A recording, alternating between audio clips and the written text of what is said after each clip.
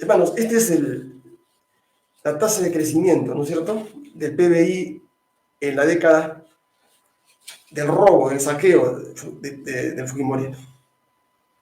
El año 90, estando en el gobierno Fujimori, menos 4%. O sea, la tasa negativa.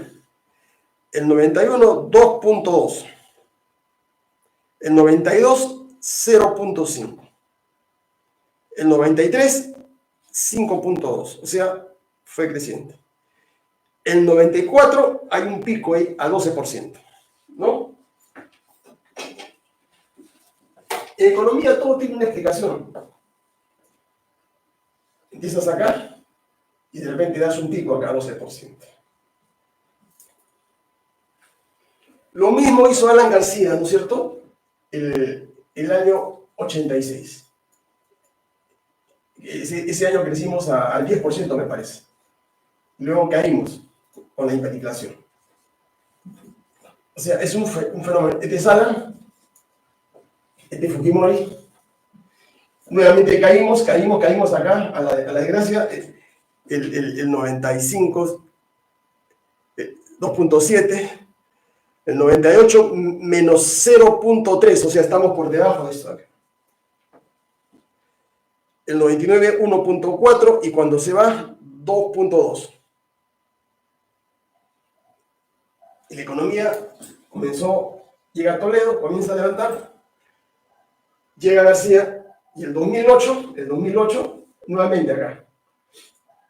El 2008, 8%. Fue el último año que la economía del Perú creció. ¿Ya? Fue el último año. Y luego ha caído, ¿no es cierto? Ha caído a 1%, ha caído a 3%. Ya con Vizcarra, pues bajamos acá. Esta es la línea, ¿no es cierto?, a menos 11. Y estamos acá ahorita. Estamos en menos 2. Ahora, este año dicen que van a crecer dice que a 1%, otro dice 3%. O sea, esta es la mentira, pues, del fujimorismo. Del año 90, ¿no es cierto?, al año 2000.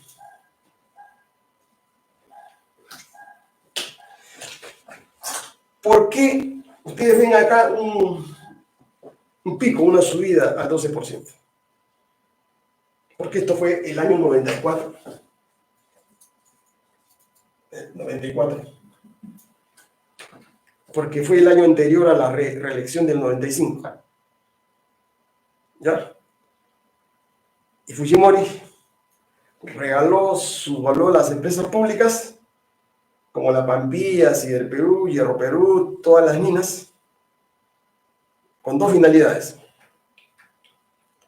pagarle la deuda externa, los intereses de la deuda externa al Fondo Monetario, y lo segundo, ¿no es cierto?, usar parte de ese dinero en la campaña de reelección. Y comenzó a hacer gasto público. Ustedes vieron que se construyeron colegios en muchas zonas del país. Reelegido Fujimori, porque es imposible que en el Perú que tú puedas tener, eso se llama crecimiento sostenido en economía. O sea, que sigas creciendo a 12, 13, 14, esto es imposible. La tasa de crecimiento en Estados Unidos es más o menos 2% al año. China logró tener un crecimiento sostenido China, ¿no es cierto?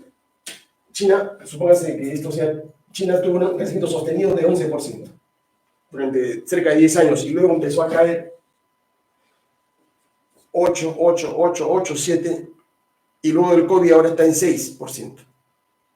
Porque ahí se aplica la teoría, ¿no?, de los rendimientos decrecientes. Respecto a Fujimori, ¿cuál es la conclusión? En estos 10 años de gobierno, ¿hubo desarrollo, hubo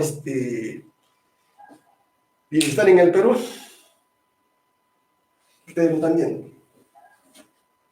Y esto también se explica, ¿no es cierto?, en los indicadores de pobreza. Alan García le dejó a Fujimori 58% de pobreza. Por decirles esto, índice de pobreza. No corresponde a las dimensiones, pero para calificarlo. el 90. Y cuando se fue, la pobreza, Fujimori la dejó en 54%. O sea, 4% de reducción de la pobreza. Eso es lo objetivo, hermano, eso es lo concreto. En una época, en 10 años, donde hubo dictadura, Fujimori tenía el control de todos los poderes públicos, remató todas las empresas públicas eficientes y recibió, digamos, inversión extranjera, un stock de inversión extranjera más o menos de 30.000 millones de dólares en ese periodo. Pregúntate tú, ¿por qué el Perú no creció? El Perú debió estar acá, ¿no? Bueno, 12. Cuando Fujimori se fue, el 2000, el Perú había estado en 9%, ya. Eso era un éxito económico. Pero no sucedió, pues. ¿Saben por qué? La explicación así puramente macroeconómica es que en esos 10 años de Fujimori, en estos 10 años de acá, Fujimori, se produjo una exportación de capitales, ganancias, sobre ganancias, utilidades hacia Estados Unidos, Europa. ¿No? Ese dinero que se debió quedar en el Perú, hasta el 2000, más o menos 150.000 millones de dólares que salieron del Perú. Por eso se decía, ¿no?, en la época de Toledo, que hay crecimiento, pero no chorrea. No, esa es la gran falacia, pues, del neoliberalismo, ¿no? Que ustedes tampoco lo pueden entender, ¿no? Como si estamos creciendo en el 12%, esas utilidades, esos beneficios se reparten a los 33 millones de hermanos. No se van a repartir, pues, porque ni la Saudre, que tiene las mineras acá en Tacna, Toquepala, Cuajones, ni las Bambas, ni Anacocha, ninguna empresa minera, ni los chilenos, ni Telefónica que explota acá, tiene una ganancia más o menos de 1.000 millones al año. Ni La Pampilla, que está en manos de los españoles, ellos no dejan esas ganancias, esas utilidades en el Perú. Ellos las reexportan a sus matrices. En sus matrices es donde se acumula ese capital y luego viene, regresa, o sea, obtienen beneficios, utilidades, la envían a España, a Estados Unidos, y luego ellos la empaquetan, la devuelven a través de préstamos de inversiones. Esa es la trampa, ¿no es cierto?, del falso crecimiento económico que desde el año 90 se vive en el Perú y se vive en América Latina. El modelo es casi idéntico en Argentina, es casi idéntico en Chile. Es una sola matriz, hermano. O sea, no nos engañemos. Con ese modelo no hay posibilidad de desarrollo económico, porque diferencian ustedes, ¿no?, lo que es crecimiento económico de lo que es desarrollo. El crecimiento económico, ¿qué cosa es? Es el aumento de la producción, es un indicador cuantitativo. Pero no te dice quién se lleva los beneficios de las utilidades. El gas de Camisea, ¿no es cierto? Desde que PPK y Toledo entregaron a estas empresas mexicanas, norteamericanas, más de 10.000 millones de dólares de exportaciones, con precios subvaluados. Y del universo, escúchenme, del universo de la explotación, ¿no es cierto? Eso se llama rentabilidad, ¿no? Rentabilidad. Escúchenme, del 100%, estamos hablando acá de las utilidades, de la explotación de las mineras, las gasíferas, los moles y toda la inversión extranjera que hay en el Perú. Solamente en el Perú se queda un 30%. El otro 70% aproxima, esto es reexportado, ¿no? Reexportado a Estados Unidos y el resto de países. Entonces, con ese esquema 70-30, el Perú es inviable, Argentina es inviable. Y no sentimos acá nosotros la gravedad del asunto, porque esto es toda una estrategia bien estudiada, que los gringos y todos los las potencias, la gran banca y las grandes corporaciones internacionales, dicen si nos llevamos 70, le dejamos 30 a ellos, va a haber problemas acá, ¿no? Porque no va a haber aumento de sueldos, no va a haber aumento de pensiones, no va a haber subsidios, no va a haber hospitales. Allá, para que no haya mucho conflicto, no haya mucho paro, mucha huelga, entonces ellos dicen, ¿no? Usemos al Fondo Monetario y al Banco Mundial, y el Banco Mundial que le preste dinero y genera deuda externa. No lo sentimos hoy día porque ellos nos tienen agarrados, ¿no es cierto?, con una deuda externa que está bordeando hoy día los 90.000 millones de dólares. Que la vamos a tener que pagar nosotros, sus hijos, sus nietos, subiendo, porque esa deuda es impagable. Y justamente, ¿no? Fíjense, 90 millones de dólares nos tienen a nosotros amarrados. Porque esto genera, ¿qué cosa? Esto genera lo que se llama la clave, la esencia. En alguna conferencia se la diré, porque esto es materia de estudios que hemos hecho del equipo económico que tenemos nosotros, el grupo económico Zeus, no, hemos dicho, ¿no? La explicación se llama la trampa de la balanza de pagos. ¿Ya? Esto es lo que generó, hermano, la caída de Velasco, generó el desastre de Belaún del 80 al 85, el desastre de Alan García del 85 al 90, la hiperinflación, generó esto de Fujimori, que remataron las empresas públicas, pero no hubo crecimiento económico, no hubo desarrollo económico, y es lo que genera, ¿no? Desde que se fue Fujimori al 2024, lo que está generando que la pobreza haya aumentado, estamos ahorita más o menos en el 35%, que el crecimiento económico se haya estancado en 1 o 2%, que no hay empleo, que no haya trabajo, que el consumo esté por los suelos. Ya, esto de la trampa de la base de pagos es un estudio que hemos hecho nosotros, porque nosotros hemos leído infinidad de estudios de trabajos de la CEPAL y otras entidades importantes del Banco Mundial. Nos hemos volteado el análisis de crecimiento y desarrollo, porque yo soy especialista en desarrollo económico, esa es mi especialidad, y macroeconometría. ¿Por qué no? La pregunta nuestra era esta: ¿por qué, a pesar de que dice que hay inversión que viene acá al Perú, a América Latina, por qué no hay desarrollo económico? Entonces la explicación es esta. Miren, los gringos en el Perú meten un stock de 35.000 millones de dólares en inversiones, más o menos ese es el stock de inversión extranjera acá. Esto lo consiguen, ¿no es cierto? Parte de esto lo consiguen con las AFPs, los fondos de los jubilados. Parte de esto es emitiendo bonos corporativos, o sea, usando nuestro ahorro. Generan producción, obtienen los beneficios o utilidades, como ustedes quieran.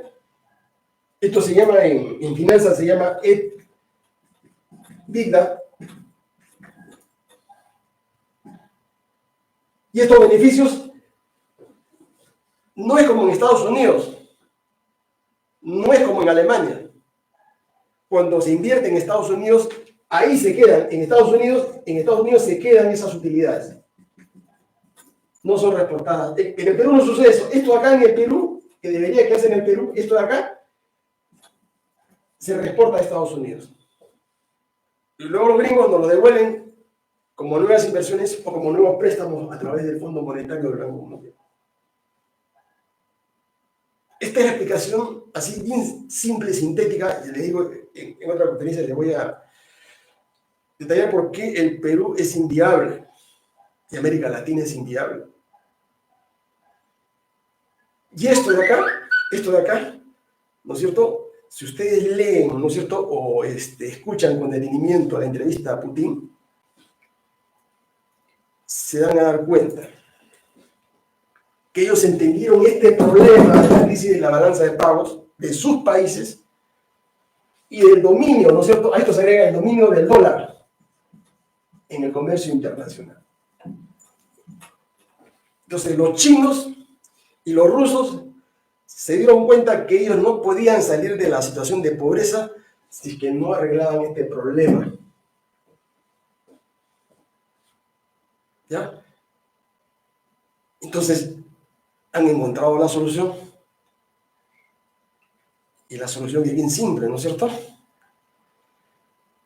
Ellos han roto, ¿no? Han roto. Pero no como una suerte de exigencia de ellos. Ellos han roto con ese modelo de dominio económico del comercio internacional mundial por una suerte de necesidad. Eso se llama, en derecho se llama eso estado de necesidad. Y acá entro al segundo tema, para que ustedes articulen, ¿no es cierto? Rusia es una potencia medianamente desarrollada, ¿no? China sí es una superpotencia. Hasta acá creo que me están entendiendo, hermanos, ¿no? Vamos a pasar al segundo tema. ¿Ya? El primer tema, estoy centrando el poder, ¿no es cierto? Cómo se manifiesta el poder en las sociedades y cómo ese poder se aterriza acá en los candidatos presidenciales que se van a presentar, ¿no? Habrá 25, habrá 100. Eso no interesa, hermanos. Como dice ese viejo adagio, ¿no? Yo soy partidario también de eso, ¿no? Aunque tiene una explicación distinta, política, ¿no? Que florezcan 100 flores, que compitan 100 escuelas. Ya, ese fue el grito de guerra, ¿no es cierto?, en China. Pero no para competir al estilo capitalista, ¿no es cierto?, sino eso tenía otro trasfondo que les explicaré más adelante. Tenía una explicación política y que fue el prolegómeno de la gran revolución cultural en China. Porque era una suerte de la noche de los cuchillos largos en China,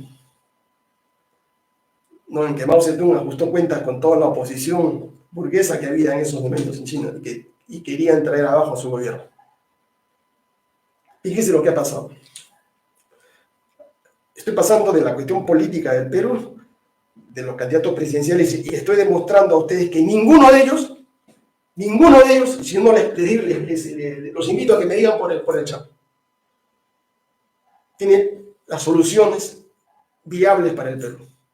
No tienen planes de desarrollo concreto, porque todos ellos son prosistema, quieren mantener esta economía de mercado salvaje que desde el año 90 nos tiene jodidos. Ninguno de ellos lo puede hacer porque no lo sabe hacer, porque no está capacitado para hacerlo. Porque esto no es un estudio que he hecho yo en forma individual, es un trabajo en equipo de gente, de cerebros. Y todos hemos coincidido que esa es la explicación. Esa es la razón. Es como cuando un médico te hace una anamnesis o te ausculta para ver cuál es el origen de tu enfermedad. Y los médicos te someten a pruebas, te someten a una serie de exámenes para detectar el origen de la enfermedad, porque si no encuentran el origen de la enfermedad no te pueden curar, hermano, es imposible. Una vez que ellos entienden, saben cuál es el origen de la enfermedad, entonces te aplican la medicina correspondiente. Nosotros tenemos el diagnóstico, sabemos cuál es el origen y tenemos las soluciones. Yo reto a cualquier candidato, hermanos, ¿ya? Y no es por soberbia, como mucha gente dice. Reto a cualquier candidato con cifras, con computadora en mano, a demostrarle a ellos que con ese modelo económico neoliberal, el Perú es inviable, hermanos.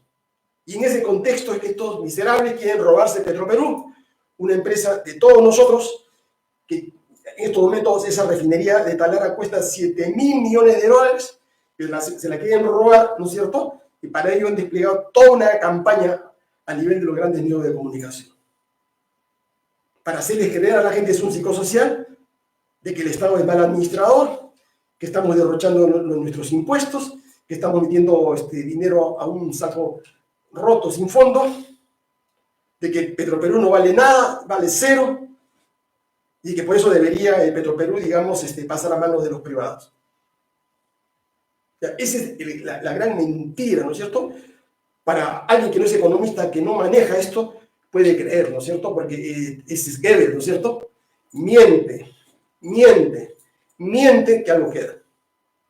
Es el neoliberalismo fascista, con el cual tienen dominados a toda la población, a todo el Perú. Por eso que a mí jamás me dan a dar acceso, digamos, a los grandes medios de comunicación. Y no me quejo. Y por eso que la tarea de ustedes, ¿no? La tarea de ustedes es difundir en las redes esto, cortar estas partes importantes para educar al pueblo. El Perú, hermano, se lo digo al 100%, no tiene salida, no tiene viabilidad con este modelo.